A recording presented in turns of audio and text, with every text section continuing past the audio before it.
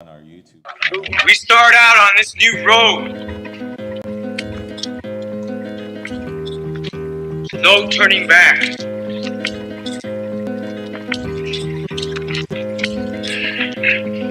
But we have our ancestors with us. We're going to continue to dance with them. Dreaming them. Calling them. Seeing them.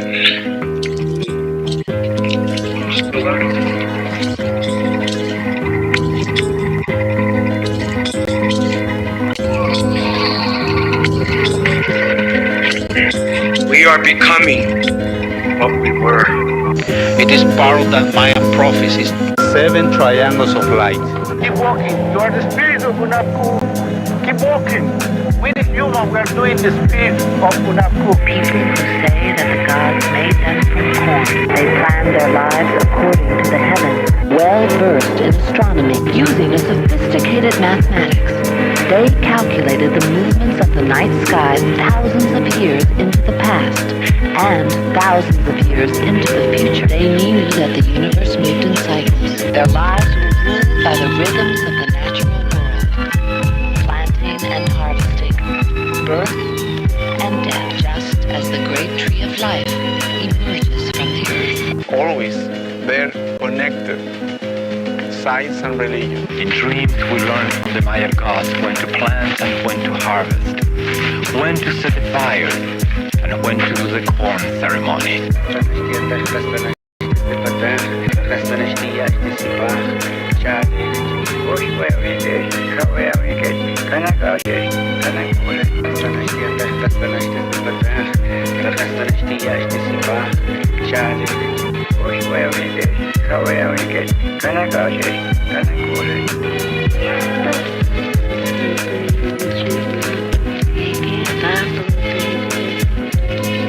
What we're digging up, what we're coming up with is part of our history. And the men that lived here are some of the greatest men we've ever had. And it's the fact that we're getting to know more and more and more about the life of these people. They still maintain their customs. They still maintain their ways of organizing their societies.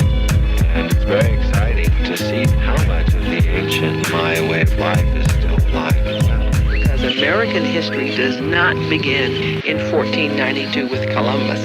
It begins in 200 BC with the first Maya king who wrote his name on a stone. What is happening now is the people who made these places, people like Yashpak or Bird Jaguar or Fakal, are getting back their voices. They are becoming real to us and speaking to the people of the 20th century about who built this place and why and what they felt and what they thought about the world. These are not anonymous people anymore. You are the spirit of Unapu. Keep walking.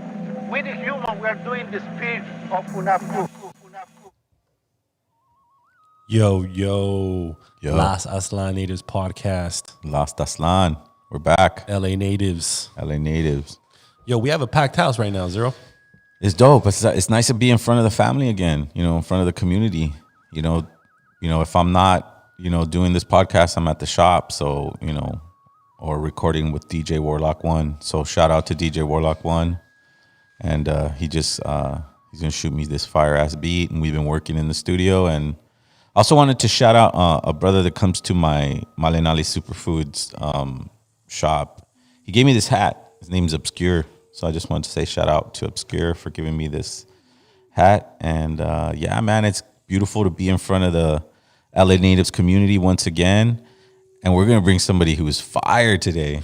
Bro, I just can't wait to speak with this gentleman here. It's like last time we were on air, we had Teso Somok. Fire. And quite possibly one of the best indigenous spoken word artists in existence. Dude, we got a good response from that. And now we're going to go to Canada, and meet this amazing hip hop artist by the name of Dakota Bear. And I can't wait to get into the conversation with this brother. And he doesn't even like to say the word Canada.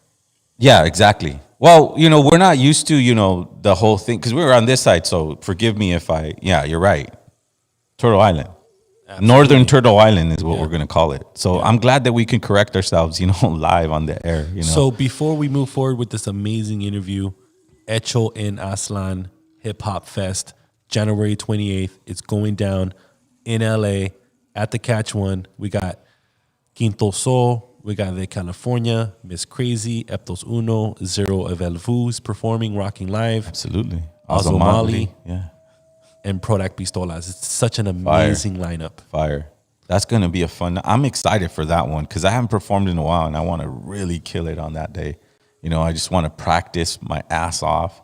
And we have some new music that we're doing with DJ Warlock 1, so I'm going to be playing some of that stuff. I need to upload DJ Warlock 1's beat session on our Instagram, on the blog Instagram. It just got released a couple days ago. Sweet. Man, that dude I want to go ahead and post it on the Instagram for the LA Natives podcast. Man, that guy's beats are just amazing. So, anyways. So, look, we're going to get right into this, and let's go ahead and bring Dakota Bear into the studio. Go ahead and get rid of this cancellation and stuff. My brother. How you doing, my brother? I'm doing good, man. How you guys doing? Look, I before this interview starts, bro, I just want to thank you for jumping on this very small, humble, LA-based podcast, bro. It means so much to us, right, Zero? Absolutely. I mean, it's a humble number that we have here, but they're loyal as fuck. I mean, these guys show up, they comment, and they're ready to hear inspiring artists that motivate them to be themselves, right? And that's all I hear in your music, bro. I hear just the pride. And yeah, man, tell us more about it. Tell us more about your area. Tell us about what you're fighting for and what we can assist by sending you good vibes or somehow, some way connecting, Oh, man. Well, first, I just wanted to say thank you guys for, letting me hop on here and just chop it up for a little bit. It's been a minute since I've done an interview, so I'm really excited to kind of just get into it. So I appreciate it, man. I really do. So, Thomas, my name's Dakota Bear. My spirit name is Chick, which translates to Blue Thunder. I'm from unceded Treaty 6 territories, situated on the unceded lands of the Musqueam, Squamish, and Swillitus people out here on the west coast, Van City. And yeah, I'm a hip hop artist. I'm a warrior entrepreneur. I'm also a father, most importantly. It's just out here trying to use these platforms. My passion, I'm trying to use things that I've been working on for a really long time to spark change and to inspire change out of the younger generation. And really, I'm just blessed to be a part of it. And it all did start with music. Absolutely, bro. Like, what I love about your music, first of all, is your voice. You have this a unique delivery, and it's hard to develop that as a hip hop artist. You know what I mean? Because a lot of people can concentrate on style, cadence, things like that, but you have a certain frequency that immediately the first time I saw that video, the one with I don't have the name of the song, but the one with the video that has your hand painted red, dude. Setbacks. Yeah, setbacks. There you go, dude. The first thing you said, I was like, whoa, what is this? And then that's just glued. I was glued on that. Man, it was like, I got chills, bro. I'm not even lying, dude. I was that was the video I was out all over Armando. We got to get Dakota. And that was the video that you got introduced to. Absolutely. Dakota Bear, right? Yeah. Yes. That was the video. Right. I'm like, man, this brother's coming like hard. Well, coming from the hip hop promotion side, I'm sure, Dakota, when people see that video, people are being introduced to you. But you've been making music for a long time now, bro, right? Yeah, I've been making music for a very long time. I've been writing for a really long time, actually, as far as I can remember, just being a kid. But it wasn't like hip hop music or anything. It was just like writing and using that as a way to kind of escape the chaos of my home life. And a lot of indigenous kids, a lot of youth are coming up in the same way. We still suffer through such injustices and so much poverty, and as a way to escape, I found music was always a thing. Writing was always a thing that helped me, and I just never gave it up, and I always just grew more passionate about it and especially about storytelling and storytelling from an indigenous perspective, because I feel like that's what we need more of. And so yeah, I posted a video actually the other day of kind of like my journey. And starting with 2009, I was writing before that, but like I was 2009, I got a microphone, just figured out how to use it, and I never really stopped since. Dope, because on your Spotify, your first single that's up there is called Paper Crown, right? Mm-hmm. And then you got Lullaby, and then The Storm Is Coming. Man, I checked out all these projects, bro, and I could hear Lullaby's fire, bro. Yeah, that song is fire. I could hear you just getting better and better, and you're just sharpening up your blades. And like with your most recent release with is it Circles with with Jesus, bro? That shit's quite possibly the best song I've ever heard you on, bro. Like when I saw it's Setbacks, right?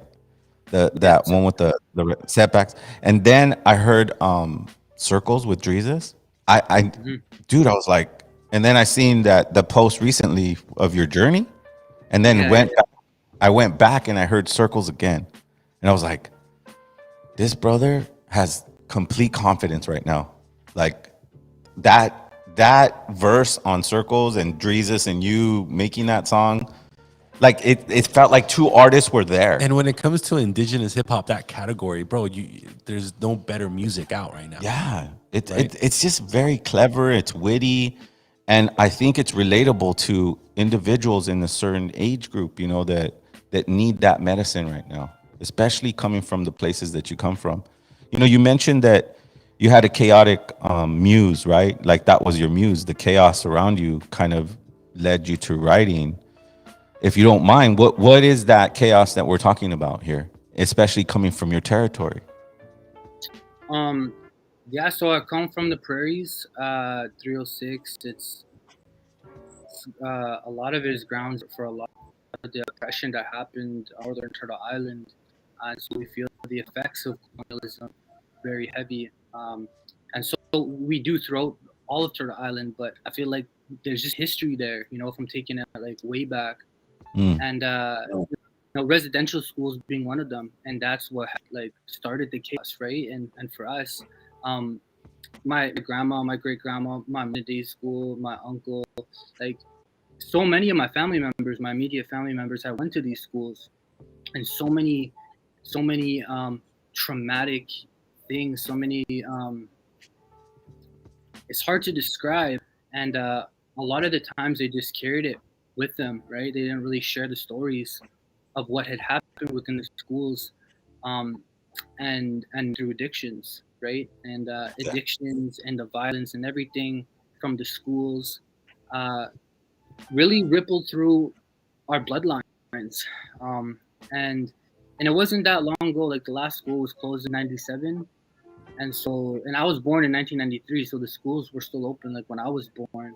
And so it's not that far away, and we really feel that even if we haven't been to the schools, young people are going through intergenerational trauma, and you know, I speak on this a lot when I talk to youth, because a lot of that, you know, PTSD, anxieties, all these things that we're feeling is stemming from somewhere. And for me, growing up, it was chaos because of the alcohol, because of the violence, because of everything that was happening.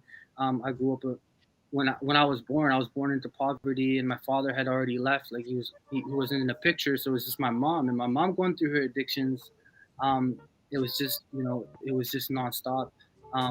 But she worked really hard her entire life, you know, and she's in a better spot now. And just to see that growth, and like even me being on a healing journey, because I'm free from drugs and alcohol for it's been 4 years now, you know, and to acknowledge that and all that hurt and all that pain, and to start, you know, something new, you know, and stopping that cycle where it's at, because I got 2 kids. And there's no way in hell that my 2 kids are going to experience that. And I know that, like, my mom and even my grandma, like, feel the weight of that. I don't want them to feel that, right? Because that's the weight. That's that residential school, right? It's something that was designed for us to break us, and it didn't break us.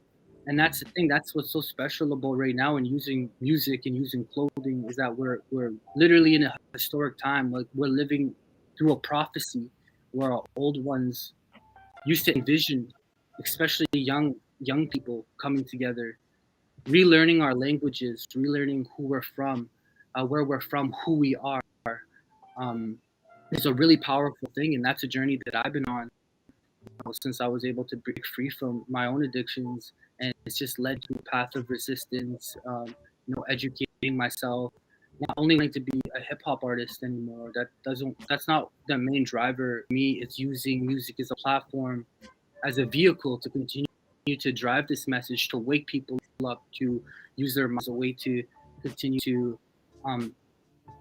inspire that change that we need right now. And I feel like it's happening, and it's happening quicker in all across the world. You could feel the indigenous resistance and see how that's actually affecting our planet in a good way, because we're protecting so much biodiversity, because we're literally saving the planet with our bodies on the front lines. And like my family has done that. Like I have my auntie who saved like half a kilometer of boreal forest from loggers, from deforestation, because she went there, she took land back, because those are our traditional territories.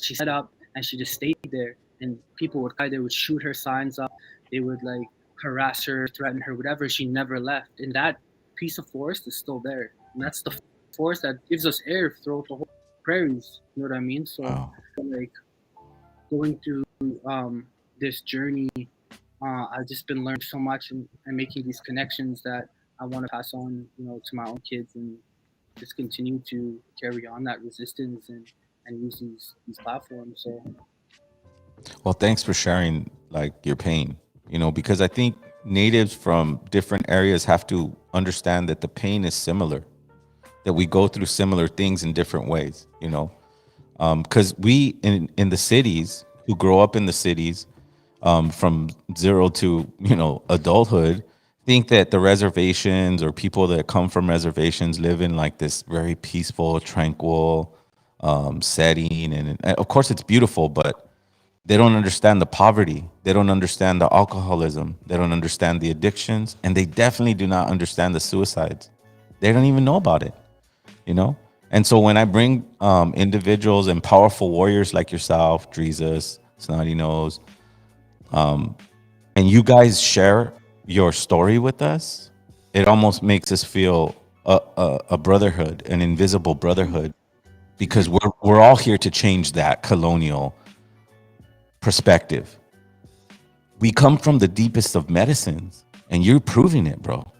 And I'm glad that you're able to share that word with our audience. So anybody who's hearing, Dakota Bear out there and Lost Aslan, get inspiration, because we can all be Dakota Bears, right? We can all share our medicine with our communities and want change.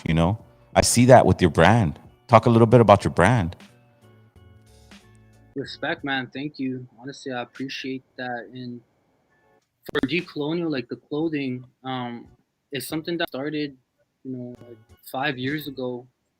Me and my fiance, actually, we started this, and it was called something different back then. But when we started it, we really wanted to build something together that we could pass on to, our daughter, our future kids, and we wanted to do it in a way that we could represent our culture and give us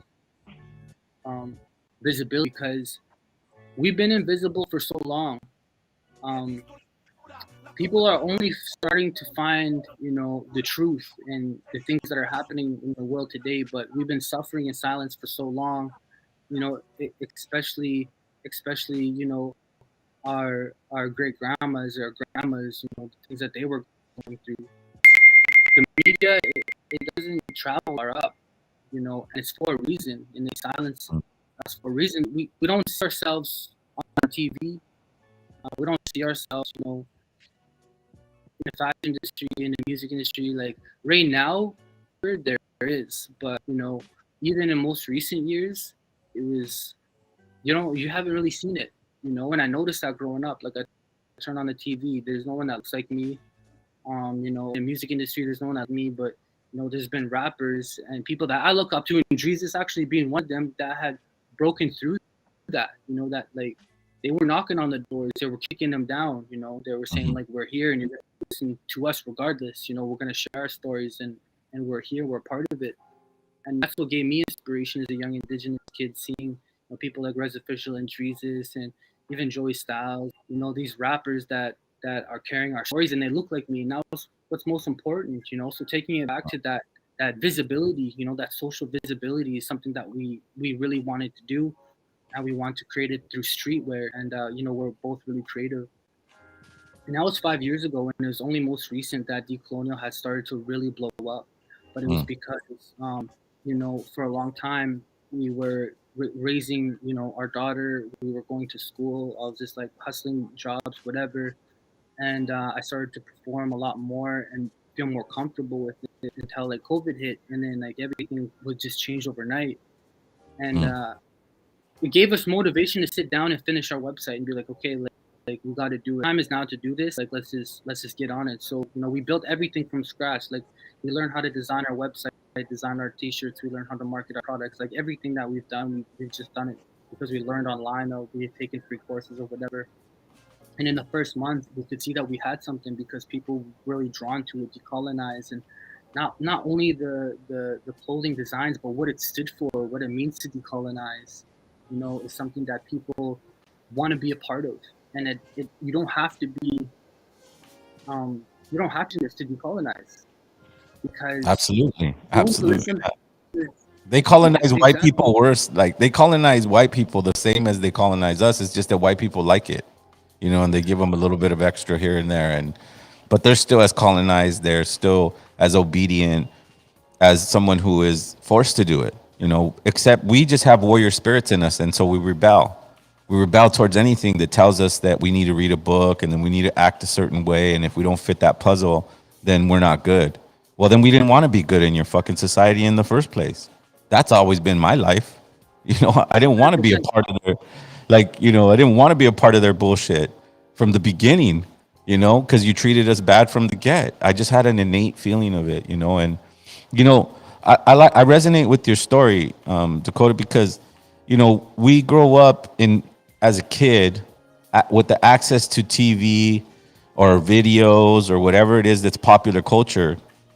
And we go, well, how come no one looks like me? Or what's the deal with that? And as you go on in this music industry and you start learning what it's about, it comes with sacrifices. That's why no one looks like you. And the people that are there, man, their sacrifices are great.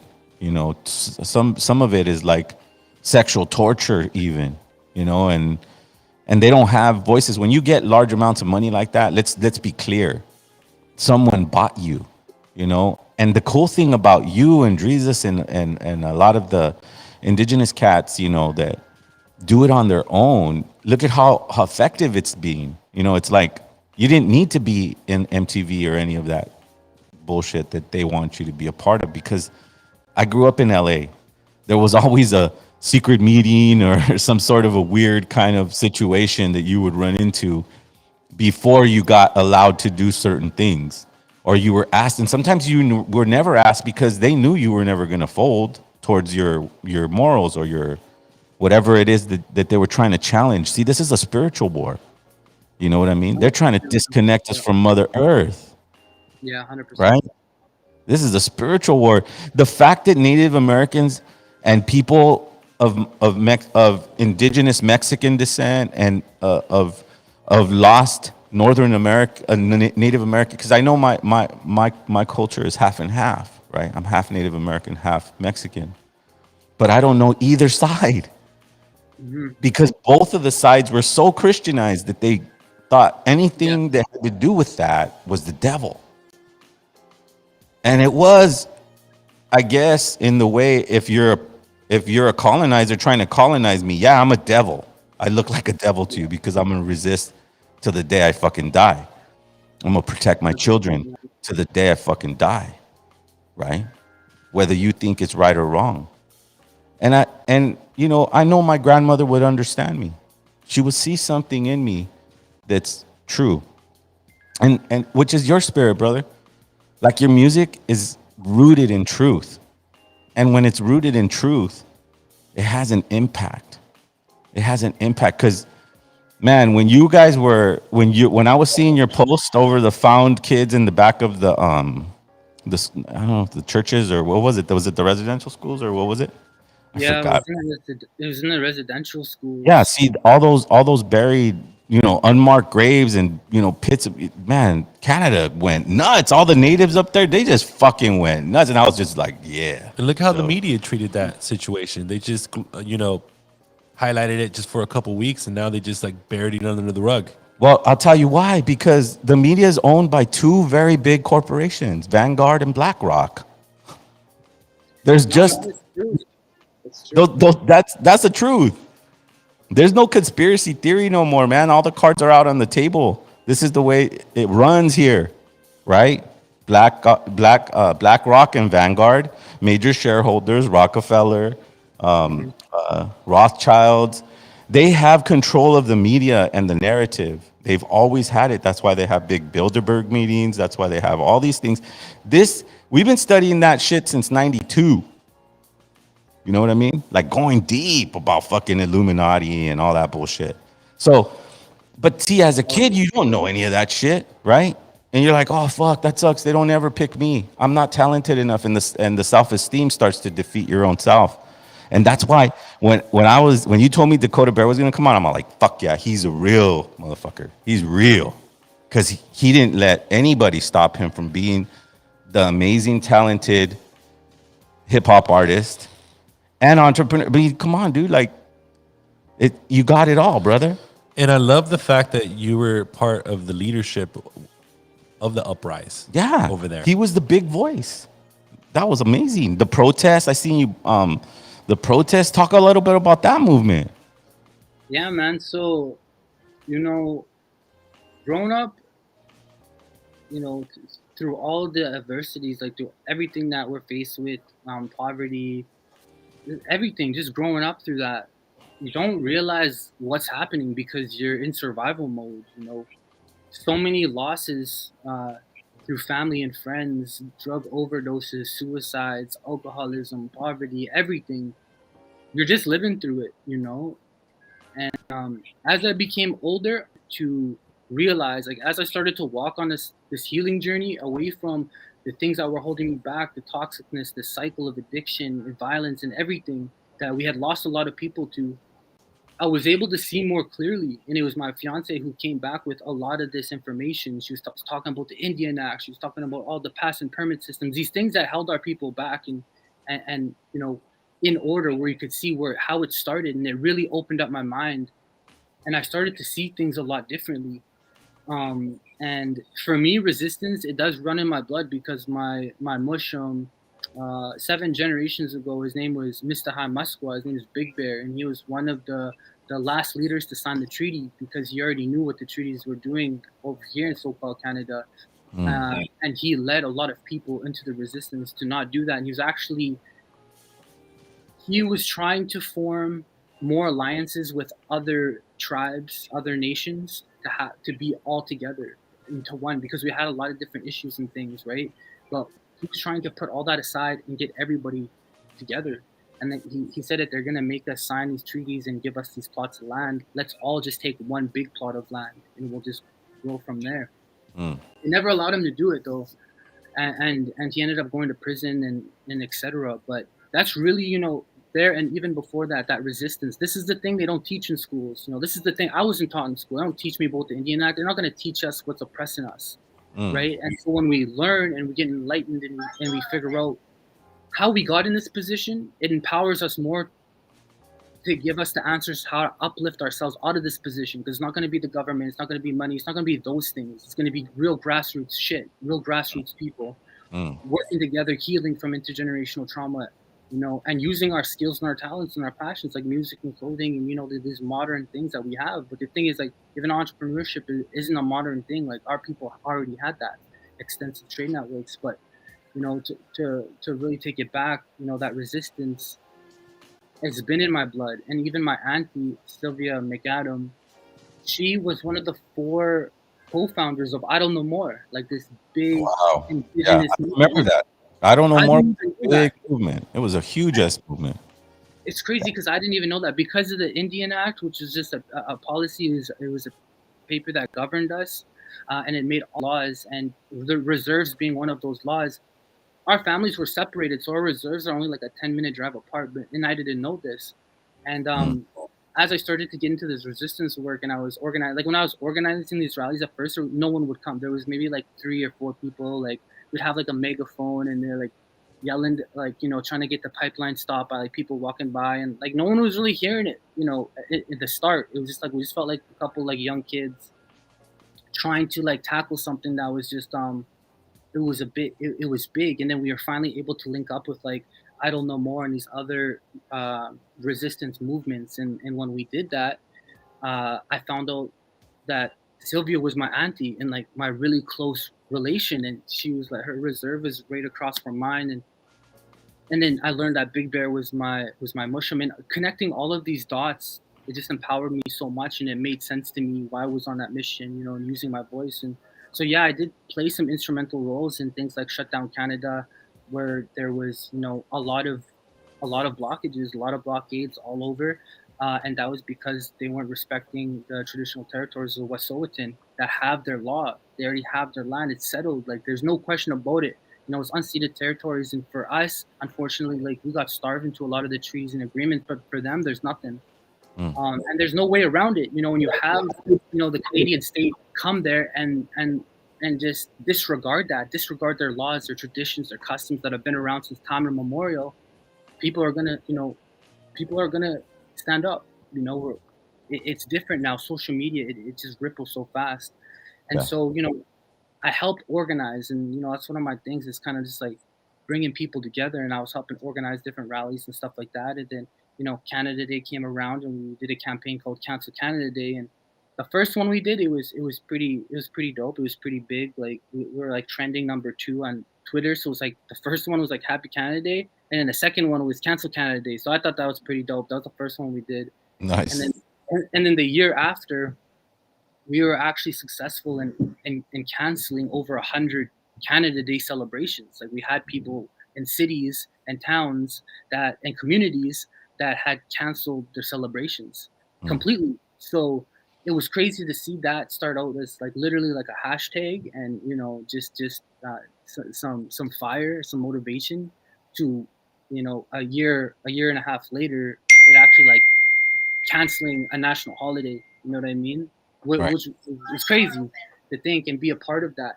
But the resistance, it's always been there, and I feel like walking on that red road, that road, that good path, has really helped me gain that clarity and see and realize the mission more clear. Why am I here? It's not to be a hip hop artist or the biggest entrepreneur or whatever. Like, what is my purpose? Like, we all have one, and that's me finding that and hitting the ground running with it. Well, I love your leadership. When you have a righteous cause and you're protecting Mother Earth, then it just seems like the spirits are guiding you, and helping you. And with new technologies, the one thing they can't defeat is love. Like, I'm not talking about love that's manipulated or love that's forced. Like you're forced to love something that like you're like the Stockholm kind of thing. You know what I mean? Love, a genuine love, right? And we all want to fulfill our mission on Earth. And you know what? If you have kids, then it's to unconditionally love those kids. If you do that, you change the world 100 times fold. And if you can translate that love into a community, into children, into teenagers, into young adults, into the older generation, and have them gather together, you did that with love. That's real love, not falling in love and being with the woman and enjoying those moments. No, love that's so deep. That's why I think your great grandfather said, let's just have one land so we can be at least together. If we're together, we'll still have that love. If we have that love, nothing defeats us. Even if it defeats us, we still have love. And they can't defeat that. Colonials don't know anything about that. They don't understand it. They don't know how to defeat it, and they definitely don't know how to deal with it. Hence, the success you had with your movement, brother, and your continued success with your music and your clothing line. Because I feel the love in it, bro. It's just so beautiful. It's amazing. Like I want to rock those shirts over here in LA. You know where? Got you, bro. everybody's- Yeah, man. I see your size, man. I got you, bro. You know, I That'd love be the fact fire. that Dakota Bear and his supporters just they expose the truth, man. Yeah, they're not afraid of it. Why should they be afraid when they have love? When they have love in their heart and they're gonna defend Mother Earth, like, dude, people are chaining themselves to tractors and calling out, going up against white people that back in the 40s and 50s and 30s used to be terrified. Mm-hmm. Yeah. Used to be terrified to do that. And now these kids are going, fuck you, man. You guys are colonizers and we don't fucking believe in you. And so fuck you and your laws. Shout out to youth. Right? Shout out to the youth for standing up and saying enough's enough. You can't be colonized forever. That just doesn't work that way. Europeans, colonizers, the Queen of England, Bilderberg, fucking Rothschilds. You cannot rule forever. You will not rule forever because people, younger best kids, are believe- going to start standing up. Best believe Dakota Bear's effort was probably a main contribution to why the mainstream media, how disgusting they are, had to cover it. They had to. They can't deny truth. That's the truth. People are pissed. You're fucking up the land, and there's a bunch of buried kids in the back of your fucking schools. And who knows how long that's fucking been going on. They were all pointing fingers. Yeah. Oh, wow. Well, look at all the good we did. What fucking good did you do? You didn't fucking do any good. You fucking murdered and tortured children. And like, it seems like you got a kick out of it. You know? And oops, he died. Well, fucking bury him out back. Who gives a shit? Right? That's what a colonizer thinks of. And that's why they cannot handle love. They cannot handle love. They don't know how to defeat it. They don't understand how people would die for love. And that was our great grandfathers, bro. And that's why we're here on this earth today, connecting the dots of Turtle Island and breaking down the borders of so-called Canada, who is still ruled by the British government. Yes, sir. So come on, man. The prophecies are true. Honestly, Eagle and Condor are coming together. Honestly, when I found out about all that because of the mainstream media and because of the hashtags and stuff, I was absolutely disgusted. Yeah, bro. Bro, I was enraged, Dakota Bear. You feel me? It's like when anyone, let me make this very clear, and then we'll let Dakota Bear answer too. Let me make this very clear. Anybody who follows with the new agenda, the new world order, whatever you want to call it, this fucking government period, you're supporting genocide. And genocide is the rape, murder, and trafficking of children. And the proof is in the back of the residential schools in Canada. And that's the proof. You can't have hundreds, thousands of infants and children dead in your backyard and say, oops. People like Dakota Bear are going to fucking go back thousands of years and pull an ancestor out and say, not anymore. Not for the next 7 generations. We're here. No matter what the fuck you do, we're going to get back up. And dude, your movement proved it. Shut down Canada on Canada Day. They're scared. They're fucking scared up there. They've never seen you guys. Saying, man. Honestly, I've been saying that because it was like just over 10 years ago, like our population, 400,000 or so, like decimated our population, decimated the buffalo, decimated our food sources, everything. And now we're actually the fastest growing population out here. And on top of that, the young kids, they're breaking cycles, man. Like I see so much. There's so many young people, moms, dads, parents, breaking those cycles, intergenerational trauma, addictions, everything. I know so many of them. You know, Nice. They're breaking those cycles. They're learning using education. They're walking in two worlds. You know what I mean?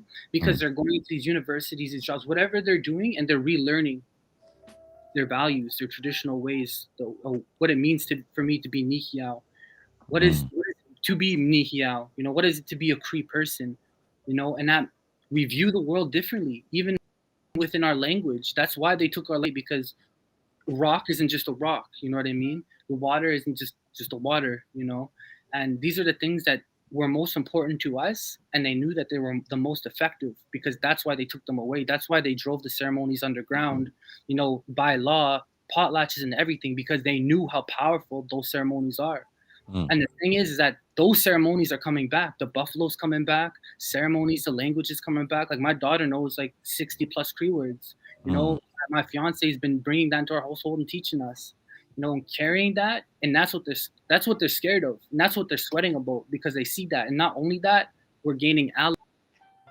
We're gaining people that understand that we as just human beings need to do something against injustice when you see injustice. Because we can't just claim to live in a world where there's justice within the court. That's where we find it. That's where we find our peace. That's where we find our resolutions. Because the world is upside down. Like, literally everything is backwards right now. Well, let me say something really quickly about courts. That's maritime law. If you don't know about maritime law, then you shouldn't be in a courtroom and trying to fight with them in the courtroom. You need to know their entire laws. There's laws under laws under laws, and if you don't even know them, then you need to rise up and do organic movements like yourself, right? Teaching your children the language, and if you could teach a group of them your language, you already threw 1 billion arrows at them, because that language is rooted in Mother Earth's nature. The sounds of nature is where we pull our languages from, right? 100%. Because she whispers in our ear, and what does she tell us? I love you. I love you. And you communicate that love with each other through human, whatever language it is, whether it be Cree, whether it be Nahuatl, whatever language it is, whatever original people of Turtle Island, whatever your language is, it's rooted in nature. And there's nothing more powerful than nature. I don't give a fuck what Illuminati, what virus, whatever the fuck. You ain't powerful. You ain't more powerful than nature and the children. You know what I thought? Nature. I tripped out on about the whole exposure of buried kids and being murdered behind these schools and stuff. I was like, well, how about America? They haven't even peeled that onion, right, Dakota? We're talking about just Canada. There's not even one school in America that's been exposed yet. No, they're scared too. And over there, dude, this just colonizers are just corrupt, and they traffic children. Period. They've been doing that for 500 years. What do you think? It just went away? It didn't go away. That's why you need to be vigilant with your family. That's why you need to give them unconditional love and do the things that Dakota Bear is doing, which is teaching them the original language. And if you can't get there, you don't have to do that. Just love them. Love them in the best way you know how. And break patriarchy and colonial perspective, right? I think that's the only way we defeat things. No, you're right, man. 100%. And like what you were saying about spiritual warfare, and even just like the things that are happening right now is because of that, is because of how strong the spirit is, and how strong our connection is to the land and everything around it, me having, just learning and relearning my heritage and even about the bear, in the prairies, the bear is a really sacred animal, and it knows what's medicines to eat. It stores the medicines in its fat, and that's how it gets through all winter. It knows the medicines from the land. And we learn from the bear. That's how we've been around for so long, because we learn from the animals. Like, the animals teach us, like, this relationship is reciprocal. And through colonialism, that has been severed through a lot, and even through our people because of that. And they forgot that relationship, and I feel like that's something that's being undone on a large scale. And that's what also makes them scared too. Because when we have that and we stand on that and we know our truth and we know their history, we know our history, everything that's happening, it lights a fire within us, that we have to do something. We can't just sit around do nothing, because I don't want my daughter to ask me, like, what were you doing back then? Like, when all of this was happening, where were you at? I could proudly say that I was there. I was standing up for you. I was standing up for your brother. I was standing up for your kids, and I made those sacrifices.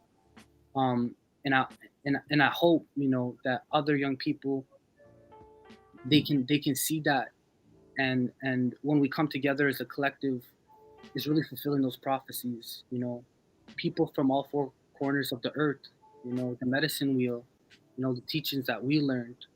Um, Things are changing, you know, and it's happening at a really fast pace. And you know, they have these things, the metaverse. They have all these different things to take us out of this reality, you know, to get us out of here and over there.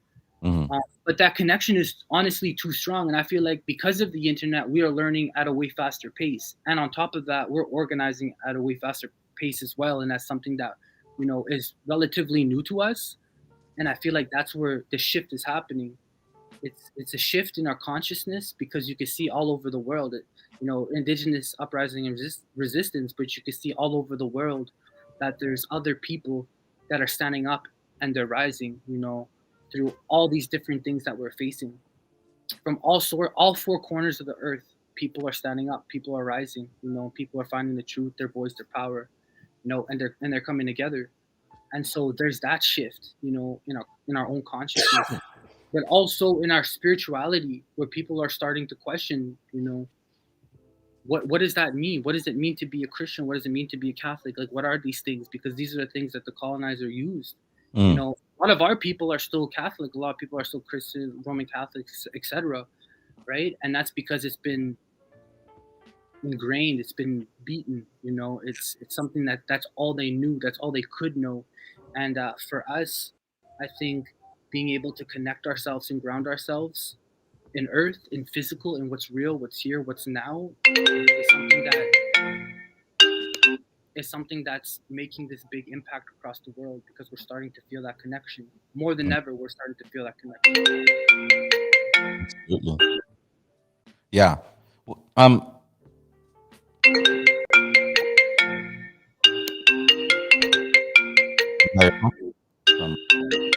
Sorry. It's cool. It's cool. Someone's trying to get a hold of Dakota. It's all good. Hey, but this is such a powerful conversation right here. Well, I want to answer what he just said. You know, like, because people in his community, people in your community, people in our community, like in our indigenous Mexican homes, we're very Catholic. We're super Catholic in those homes. And to not go to church is like stabbing your mom in the heart, because gosh, she raised you so Catholic, or whatever religion. And for my side, it was more Christian, you know, like Baptist Christian style, you know, devote your life to Jesus Christ, right? And then you start going and looking at the history of what that is, and you're like, oh my God, you cannot hide truth. And that's what the shift is. It's awakening our genetic memory to tortures, to cycles that cannot continue forever. These cycles have to end. At one point, people are going to realize that only a few, like 10,000 people, make very, very big decisions over our lives. And it's simple to see when you follow the paper trail and who owns what, like BlackRock and Vanguard. Go look them up. BlackRock and Vanguard. And you'll realize that the top families are the ones that are owning this. And the only reason I'm saying this is that it can't last forever unless we willingly give ourselves to them, right? And that's nothing of what you're saying or what I'm saying. And anyone who joins the LA Natives podcast, they don't want to join that. And you cannot force them or force anyone to do that, because people will resist. Not only natives, not only blacks, not only Chinese, it's a global thing. It's a global shift, because you can't keep all the wealth for yourself and force us to take poison when everybody knows it's poison. Conspiracy theory here. It's true. This is what's happening. They're not going to get on a mic and go, this is what we want to do. No, they're not going to do it. They're going to confuse you, get you mad, then bring in the military. But love stops all of that.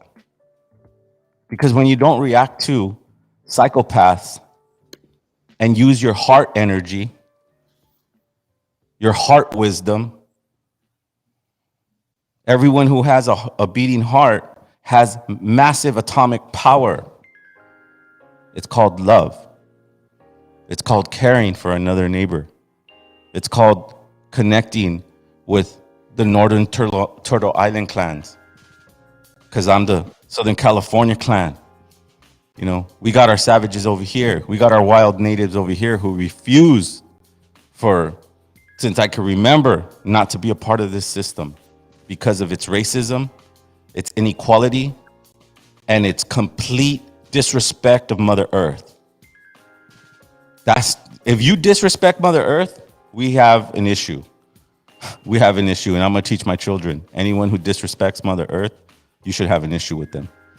You know, anyone who tells you that you're better than that person just because you went to a certain school, have a certain amount of money, or came from a certain bloodline, that's not truth. It just can't last forever is what I'm trying to say, man. And we're the ones, you know, that have to just put in our little 2 cents in, like Masatzin said. We're just one hair on a big spider. Just be the one hair that you are, the best way you can. Contribute. Don't try to be the whole spider, because that's what they use. They use us. They defeat our leadership by pushing ego and money. Yeah. You know, and everything you said, bro. Like, you know what impressed me more to this point of this interview is when he said, "I don't want to be a rap star. I don't want to be. That's not my goal. I'm fucking dope at it. I can totally make a living off of it. But my focus is inspiring my community to love itself." Big ups to you, Dakota. That's fire. Make sure for all the LA natives, go follow him. Tuning in, follow Dakota Bear, share his video, buy his books, and really connect with our northern Turtle Island clans. You know, reach out, make a friend, talk to them, DM them, show them that there's. Go to his YouTube page, subscribe. Go to his Spotify page, subscribe. Absolutely. It's Colonial clothing. That music. Buy a t-shirt. Fire. Yeah, buy a t-shirt. Best believe very, very soon we will organize an event for Los Angeles, headlining Dakota Bear. Bro, that would be, man. Bro, I'm ready to do it. You know how we do it. We got the venue, bro. Like, we got venues, bro. Do I not have the venues? Armando's like one of number 2 underground hip hop promoters in Los Angeles. You know, so it just has to be. It has to be done. Like I said, LA's kind of, you know, it has its own little way of doing things, but we've been doing our work as LA natives, and we have a lot of loyal following, and we go hard on our promotion. So I don't think it'll be anything but successful. Our LA natives June 25th event drew 300 people, right? We didn't even have a predominantly big headliner, and you would be considered a big headliner because you're coming from so-called Canada, you know. Yeah. So, and you're fire as fuck. You're fucking fire as fuck, brother. Absolutely. I'll clap down, man. I'll bring the decolonial. There you go. Oh, bro, bring the family, bro. It's gonna be like, fire. For me personally, I'm gonna buy like 4 or 5 pieces. Yeah, man. You know, and that's just coming from me. Yeah. No, dude. You know? Our LA natives tribe, man. They support. They support because they feel your heart, Dakota. They feel your heart, bro. More than anything, out of this whole interview, all I heard was your heart, bro. Thank you. Not once did I feel like it was like, oh man, Dakota Bear feels like, you know, not once, you know, and we've interviewed quite a bit of people on this show, you know, and man, when you told me Dakota was coming on, I knew I was going to have a heart-to-heart conversation, you know, warriors that will go down to the end of the last breath defending their children. His intentions are truly transparent, bro. Absolutely. And successful. Yes. And cool as fuck. Yes. He took on, I don't know, more on his shoulders, bro. It's like, now he's carrying it, you know? Yeah, man. It only motivates us and me personally to continue to move this message forward. Yeah. You know? We've been talking, bro. And then, you know, maybe 2022, middle, summer, we're going to do something big. You know, we'll do something huge. Dakota has to be a part of it. Give me post, man. I'm down, bro. And so, down there. So before we let you go, any last words, Dakota? I guess just for all the young people, all the indigenous youth out there, you know, there's a lot that goes on, especially right now. But you know, the prophecies are being fulfilled. We will see that eighth fire when we come together, grounded, and we know who we are. And that's the most important thing, is to be proud of who you are, you know, because we come from lineages and bloodlines of warriors, of healers, of chiefs, and wasn't that long ago. And we're using what we have right now to literally change the world, and we're a part of that. We're leading that. We're leading the fight. Indigenous people make up 80% of the 5% of the world's population, but we protect 80% of the Earth's biodiversity. We're like superheroes out here, and I want them to feel that, and I want them to feel their power and stand in their power and use their voice. Use your music, your talents, your gifts, whatever you got, run with it, and your ancestors are with you. I'm here to support, and I just wanted to say thank you, both, everybody, for listening, tuning in, having me a part of this conversation. I truly appreciate it, and I'm really honored to be here, on the platform, and just being able to talk about some real shit. So I'm excited for the show. I'm gonna be down there ASAP, and thank you both and everyone else involved in making this happen and having me on. Absolutely, Dakota, man. We'll see you soon. When you come to the territory over here and meet our LA Natives tribe, we got nothing but love for you, brother. Keep the success, keep the family strong, keep your heart strong, keep your community strong, and we love to go up there too. We would love to go up Hell yeah. too and just do anything. I don't care if it's just 5 people there, 10 people, doesn't matter. LA Natives just try to go to Canada and visit my brother Dakota Bear and get some medicine from him. So Bring that back. So before we let you go, I wanted to talk about that festival you guys organized with Jesus, bro. Like that shit was insane, bro. All right, so there's gonna be another festival, actually. Circles 2022, August, same time. We're just kind of like getting the pieces together. But bro, we did that maybe like 5 weeks of but really 1.5 weeks of actually promoting, and Wow. The city came in, man. Like the city didn't want us to do it there, because when we initially put because it's not part of the city. It's like a soccer field with astroturf, and it's a nice area and stuff. And they're like, no, go to the hood, go over here, do it over there. And we're like, we're not asking for your permission to do the shit here. We're gonna do it regardless. It's actual land back shit. We don't do anything. We already have the permission from the people that have the rights to this land. And the city wasn't happy with it at first, but in the end, they gave me a permit. So resistance. There you go. The people came out. The youth had fun. It was super dope. And standing your ground. And standing your ground, brother. Standing your ground. You weren't asking for permission, and you got to talk to these people that way now. At this point, you don't have any rights over me or any other relationships. Or if I had a agreement with the landowner and he said, yeah, then fuck off, dude. What the fuck are you in my face for? And that's the warrior spirit that we're talking about, and that we need to ignite in all of our youth, and that we can inspire. One of my life goals is to be an amazing grandfather for my grandchildren, right? That's one of my main goals. The second one is to go to the reservations and give them so much love. You know what I mean? Because my heart just breaks when I hear that the suicide rate, and in youth, when children are taking their lives, I want to go out there and do something. And if I could bring my superfoods that'll bring nutrient into their life, that'll bring a new understanding, give them a talk, a performance, whatever it is, a shirt, doesn't matter. You're loved. And that's what I want to do. And me and Armando have been talking about that. So, and hopefully we could pitch the leadership over there at that festival. If you guys ever need a dope opening act, man, me and Zero, we will personally fly out there, and Zero will kill it for you guys. Absolutely. Bro. I'm totally down, brother. I am fucking totally down. Believe it or not, man, Zero's a 20-year veteran in the indigenous hip hop community, bro. He's a huge, powerful voice out here in LA, bro. So yeah, man. I played Saskatchewan, Canada. We've played what was it? Island Nanaimo. We played Nanaimo, Canada. We played BC, Canada. So-called Canada. Yeah, we've been up there, and it was very small, but man, the natives up there show nothing but mad love. So man, if I ever get the opportunity, I'm humble. Dakota, my services are there for you, and your movement, and to show solidarity with our LA tribe down here in Southern California, so-called Los Angeles. Yes, sir. All right, brother. It happens. Really enjoyed the interview. Thank you again. Have yourself a great night, and we will see you soon. Oh, Much love, much respect, y'all. Thank you for having me. Stay connected. We'll talk soon. absolutely. Yo, he was fire, bro. Wow, that was another Man, interview. he just has the biggest heart, bro, and he's just, you could tell how rooted he is in his movement, in what he believes in.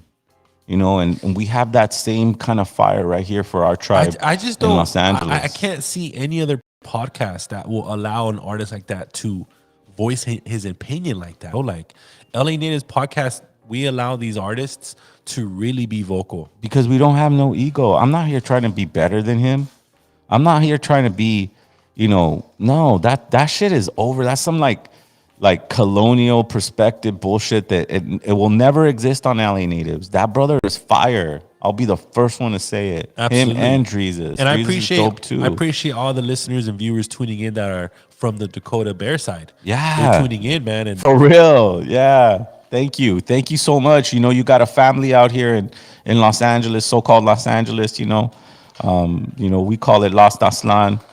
Not because we're lost here, because there's so many of us that just don't know their true culture. They don't know their roots, and we're here to be that road back home, that road that lives innately inside of you.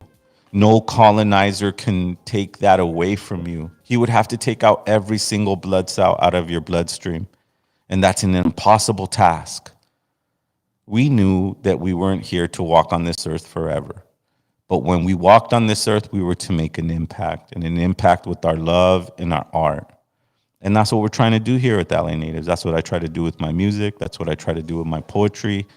And anyone who is a guest of LA Natives is someone that we feel needs to be heard, right, Armando? absolutely. And check out all of our last podcasts on Spotify, on YouTube. We have a vast catalog of great interviews from other indigenous hip hop artists and great conversations, man. Visit our website, lanativespodcast.com. Support, subscribe, buy a t-shirt. If you guys ever fly out to LA, just hit us up. Absolutely. We need your support. We're about to ramp up and do some events. January 28th, Hecho en Aslan, a collaboration between Underground Hip Hop Blog and Quinto Sol, the Milwaukee group from Milwaukee, right? Yes. And they're fire. They're fire. This is going to be a fun event. We need the natives to come out and support that show. We also got a show coming on January 8th. Sub One will be on that card. Shout out to Sub One. We got our full support, brother. Killer Army, Underground Hip Hop Blog is going to do that event. Yep. I mean, dude, we do events that are, impactful, Armando. And we're locking in our March date for our second LA Native show. There you go, bro. That's the one that I'm really, really excited for. But yeah, we got a lot of things going on, and you gotta follow, you gotta share, you gotta donate, you gotta do whatever you can to support LA Natives, because we're ramping up. We have our next plant-based Aslan at Malinali Superfoods, and stay tuned to our Instagram because our next open mic is coming soon. I already locked in Marsatin for February 6th workshop at Malinali Superfoods. Oh, that's going to be amazing. Yeah, we're going to go in depth there. It's about, let's take off the gloves, Marsatin. We need all your wisdom now. So there's a fan that's asking us, will there be any online events? Well, look, we're always pro present events, bro. Like Absolutely. Our events is like you fly out, you come join the LA Natives community, you come out to these venues, man. You will not regret it. It's important to see each other face to face. We as humans have a magnetic force field, right? And it emanates from our heart, right? And so when we put on these events, like, Hecho en Aslan, like our next LA Natives, you got to be present there. You know, I'm not saying, and you guys, you know, it may be out of our hands because you live so far. But know that everybody at the LA Natives event is there to change the world. And not change the world government. We're there to change ourselves. We're there to make friends. We're there to reconnect with individuals that maybe in past lives were very close to us, that have information to keep our tribe alive. You know, all we have is ourselves. They destroyed everything, and that's okay. Because we had to show them that nothing they can do could destroy our spirit. You destroyed what you thought you needed to destroy, but you didn't destroy our spirit. That's John Trudell. You can never destroy our spirit. We come from a place that is far beyond your comprehension. Colonial. You don't have power over us. You don't have power over my wisdom, over our collective wisdom. We're making relationships with people across Turtle Island. We're going to change everything here with love and dedication and commitment to ourselves, to our planet, and to our community. We'll see you next Wednesday. Laso Kamatli, Ometeo, Tonansin, Tonatu, Meshikatiawe.